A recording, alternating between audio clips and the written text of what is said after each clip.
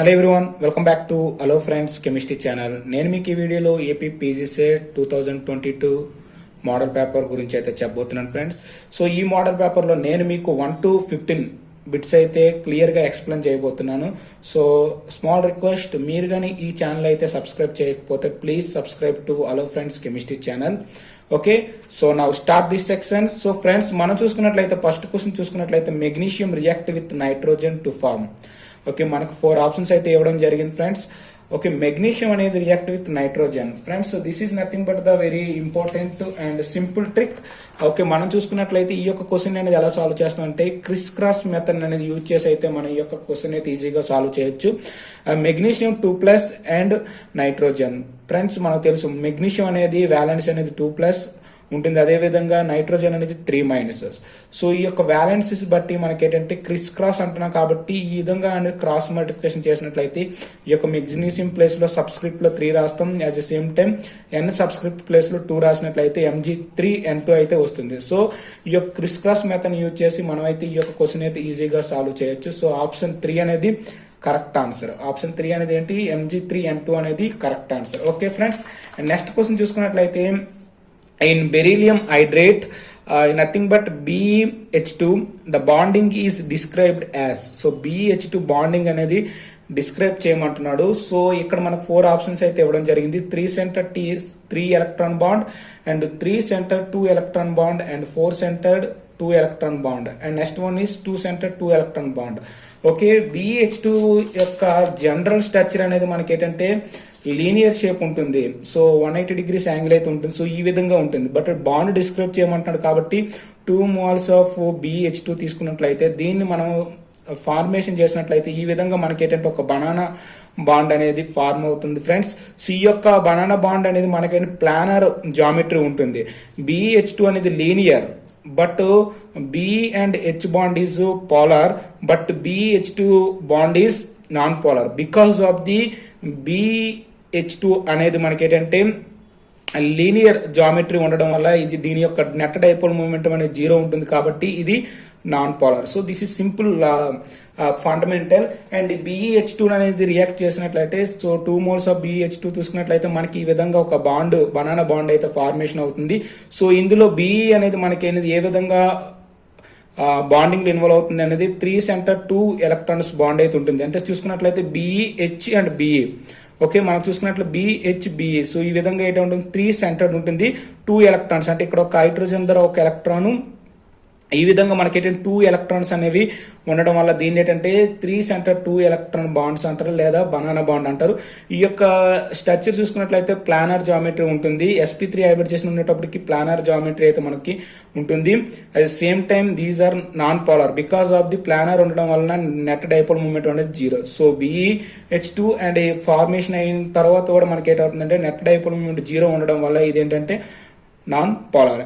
And ఈ యొక్క bonding ఎలా ఉంటుందంటే 3 సెంటర్ 2 ఎలక్ట్రాన్ బాండ్ అయితే మనకు ఉంటుంది ఫ్రెండ్స్. ఏంటి BH2 అనేది ఏంటి 3 సెంటర్ 2 ఎలక్ట్రాన్ బాండ్స్ కాబట్టి option B is the correct answer.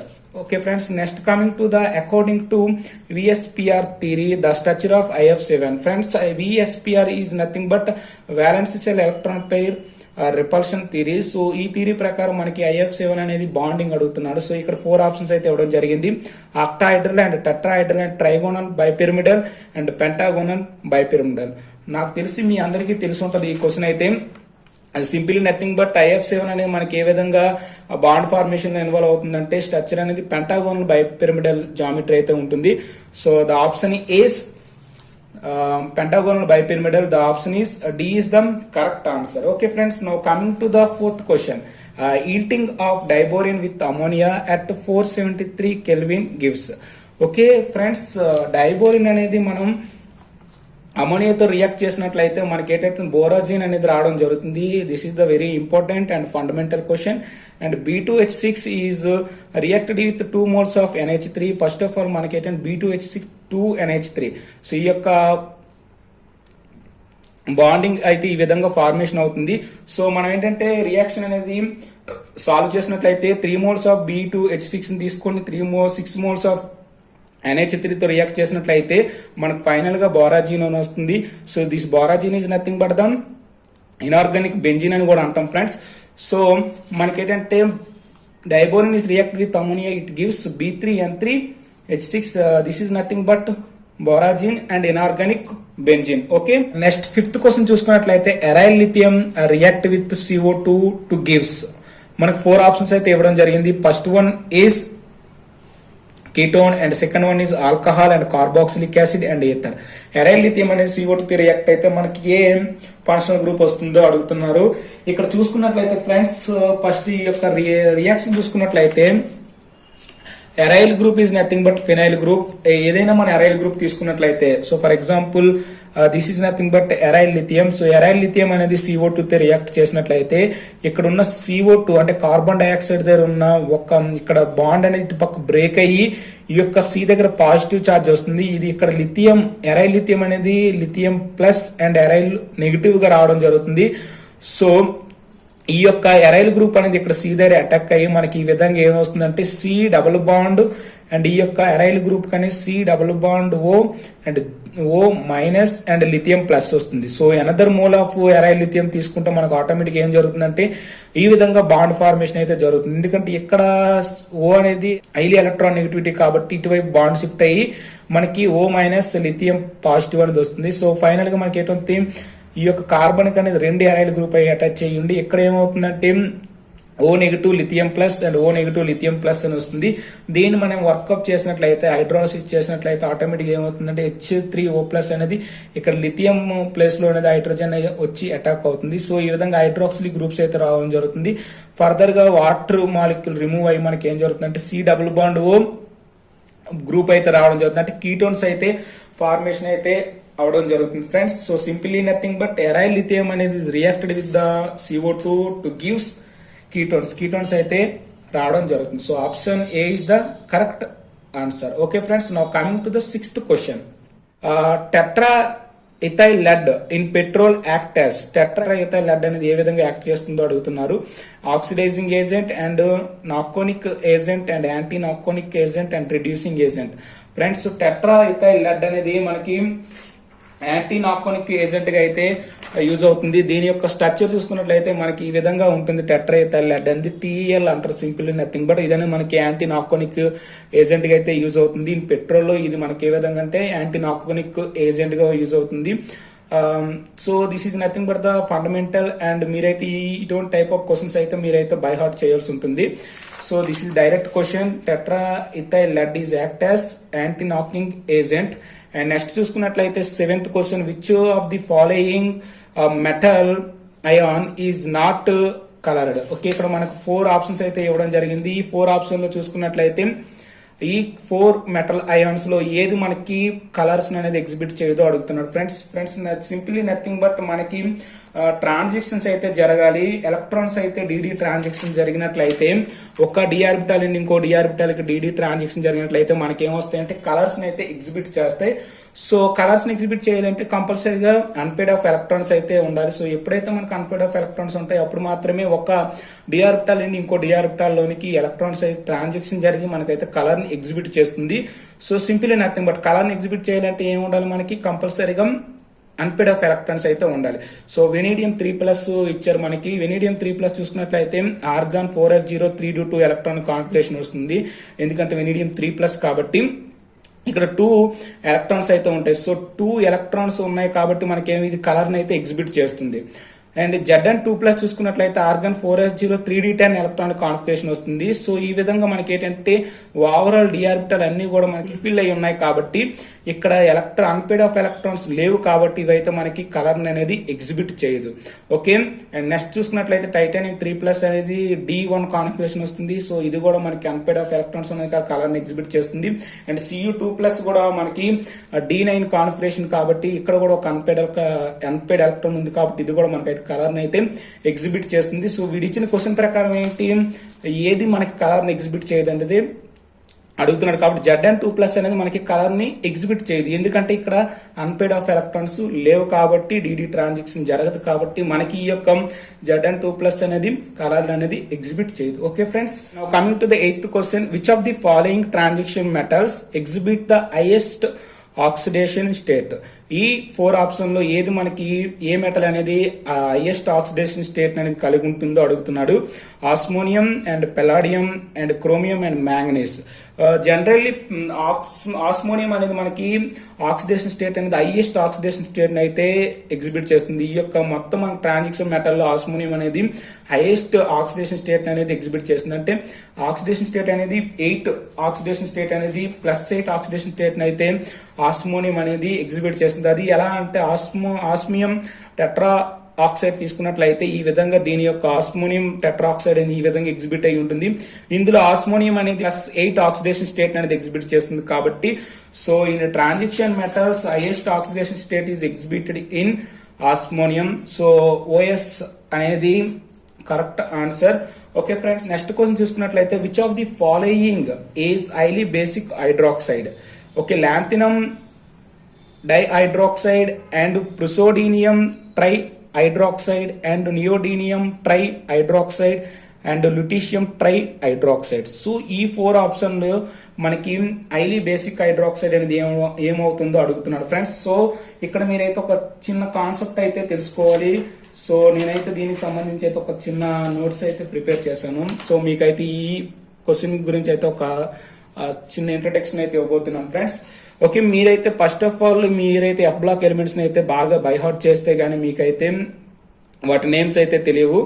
Okay, so మనం చూసుకున్నట్లయితే లాంథినం టు లుటీషియం అనేది మనకి ఈ విధంగా ఎఫ్ బ్లాక్ ఎలిమెంట్స్ అయితే ఉంటాయి. ఏంటి, లాంథినం వస్తుంది ఫస్ట్, తర్వాత ప్రుసోడినియం అండ్ నియోడినియం అండ్ లుటీషియం. సో ఈ విధంగా చూసుకున్నట్లయితే ఎఫ్ ఆర్బిటాల్ అనేవి మనకి లెఫ్ట్ నుండి రైట్ కి వెళ్లే కొద్దీ దీని యొక్క సైజ్ అనేది ఏమవుతుందంటే డిక్రీజ్ అవుతుంది. ఓకే ఫ్రెండ్స్, సో ఎప్పుడైతే నీకు సైజ్ అనేది డిక్రీజ్ అయిందో దాని యొక్క అయానిక్ క్యారెక్టర్ అనేది ఆటోమేటిక్ గా డిక్రీజ్ అవుతుంది. Okay, so ionic character decrease అవడం వల్ల నీకు బేసిక్సిటీ అనేది డిక్రీజ్ అవుతుంది. సో మీరు జనరల్ గా చెప్పేస్తున్నాను ఏంటి, బేసిక్సిటీ అనేది డిక్రీజ్ అవుతుంది. ఎందుకు డిక్రీజ్ అవుతుందో మీకైతే ఒక ఎగ్జాంపుల్ అండ్ ఒక ఇంపార్టెంట్ రూల్ అయితే చెప్పబోతున్నాను friends. So that is nothing but Fajans rule.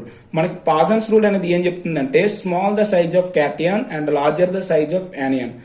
పాజన్స్ rule అనేది దేని గురించి చెప్తుందంటే కోవలెంట్ క్యారెక్టర్ చెప్తుంది. మీకు ఎప్పుడు కోవలెంట్ క్యారెక్టర్ ఎక్కువగా ఉంటుందంటే యానియన్ యొక్క సైజ్ అనేది ఎక్కువగా ఉండాలి, అట్ ది సేమ్ టైం క్యాటియన్ యొక్క సైజ్ అనేది తక్కువగా ఉన్నప్పుడు మాత్రమే మనకేం చెప్తుందంటే పాజన్స్ రూల్ కోవలెంట్ క్యారెక్టర్ అనేది ఎక్కువగా ఉంటుందని మనకు పాజన్స్ రూల్ అయితే ఒక స్టేట్మెంట్ అయితే ఇవ్వడం జరిగింది. సో ఈ స్టేట్మెంట్ ప్రకారం మనం చూసుకున్నట్లయితే ఇక్కడున్న క్యాటియన్స్ అనేవి లెఫ్ట్ నుండి రైట్ కి వెళ్లే కొద్దీ, ఎందుకంటే ఇక్కడ హైడ్రాక్సైడ్స్ అనేవి యానియన్స్ గా బిహేవ్ చేస్తాయి.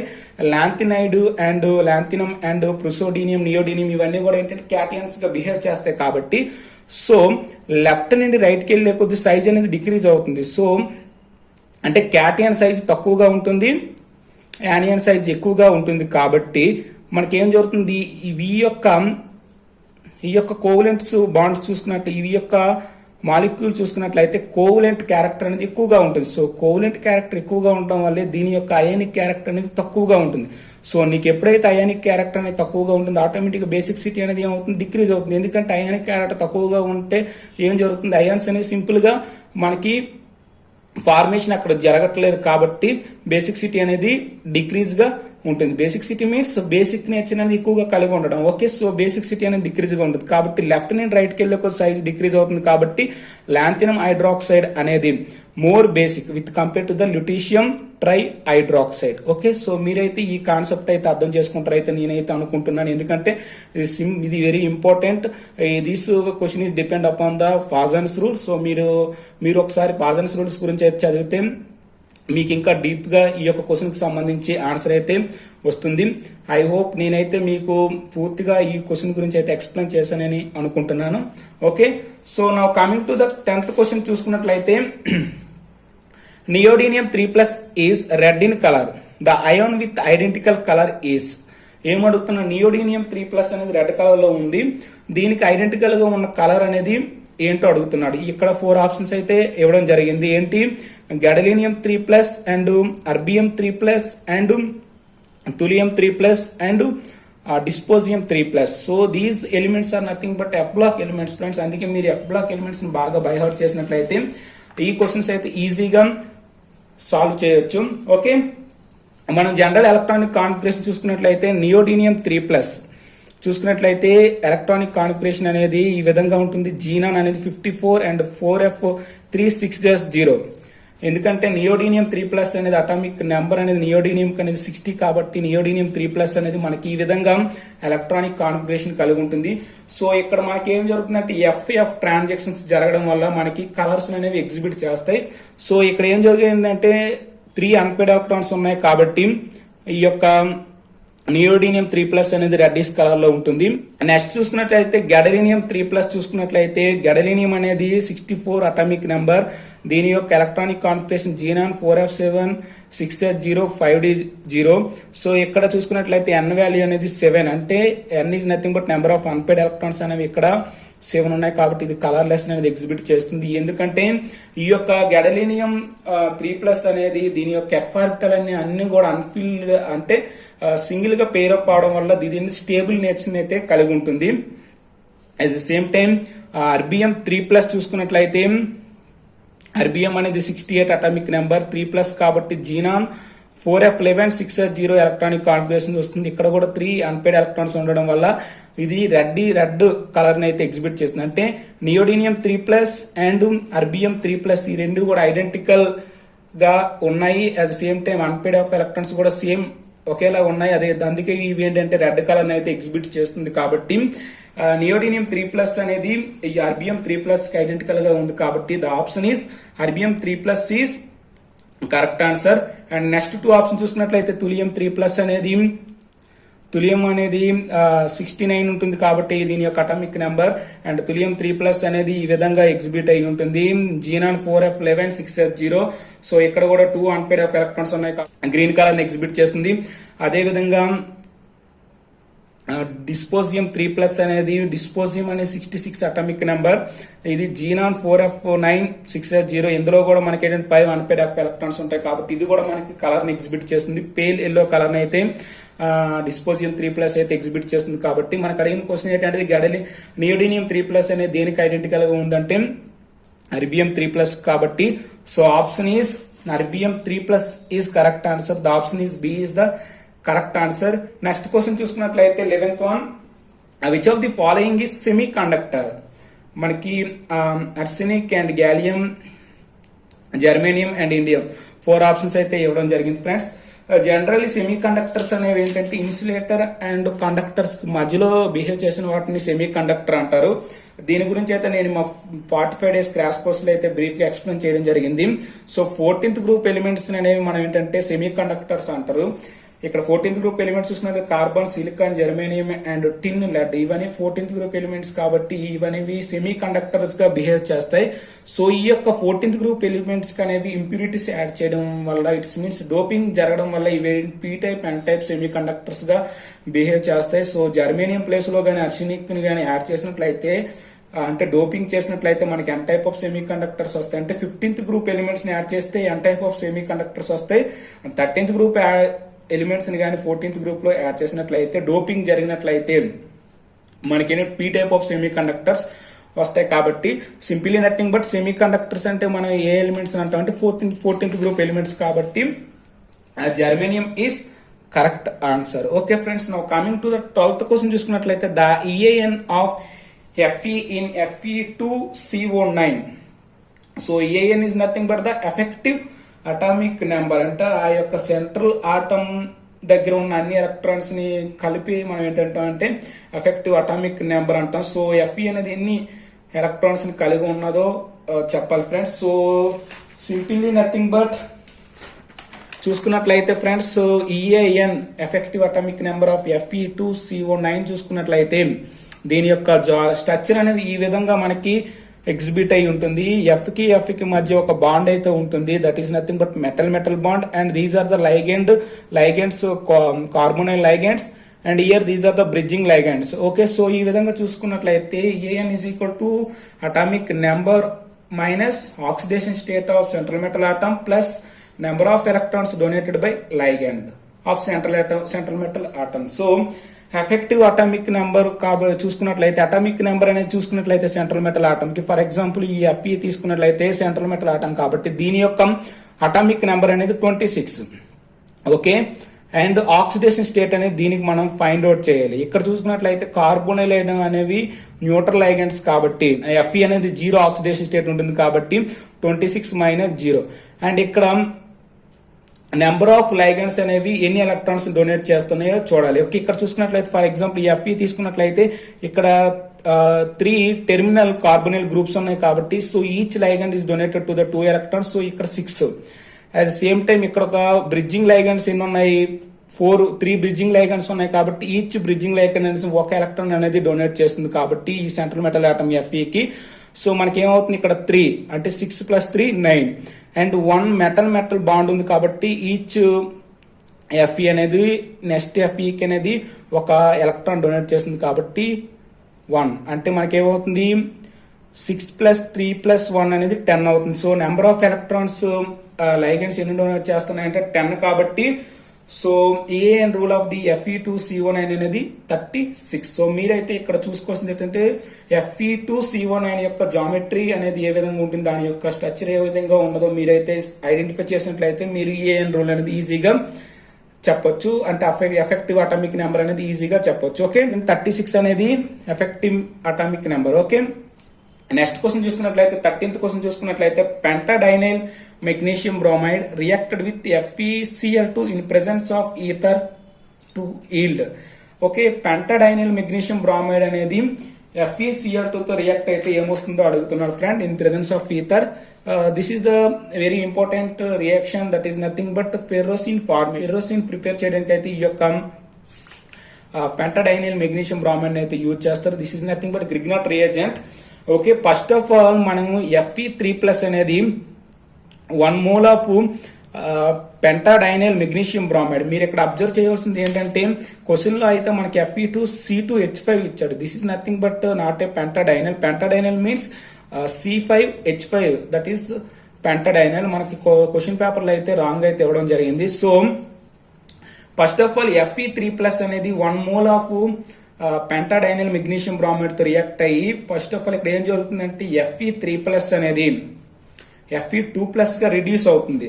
సో ఆఫ్టర్ ఈ యొక్క రిడ్యూస్ అయిన తర్వాత మనకి another mole of magnesium pentadienyl magnesium bromide తో రియాక్ట్ అయ్యి మనకి ఫెర్రోసిన్ అనేది రావడం జరుగుతుంది. ఇట్స్ మీన్స్ FeCl2 అనేది 2 మోల్స్ ఆఫ్ జనరల్ రియాక్షన్ చూసుకున్నట్టయితే FeCl2 అనేది 2 moles of pentadienyl magnesium bromide తో రియాక్ట్ అయ్యి మనకి ఫెర్రోసిన్ అనేది రావడం జరుగుతుంది. Okay, so the option is FeC5H5 twice. This is nothing but ferrocene. So now coming to the 14th question. 14th question చూసుకున్నట్లయితే in octahedral FeCN6 3- complex ion the number of electrons present in the T2G and EG orbital respectively. Okay, tetrahedral complex అయితే ఒకటి ఇవ్వడం జరిగింది, that is nothing but FeCN6 2-.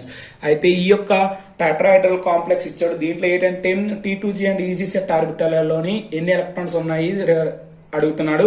So మీకు అయితే ఈ యొక్క concept అయితే తెలియాలి ఫ్రెండ్స్. సో FeCN6 3- కాంప్లెక్సెస్ చూసుకున్నట్లయితే this is nothing but octahedral field.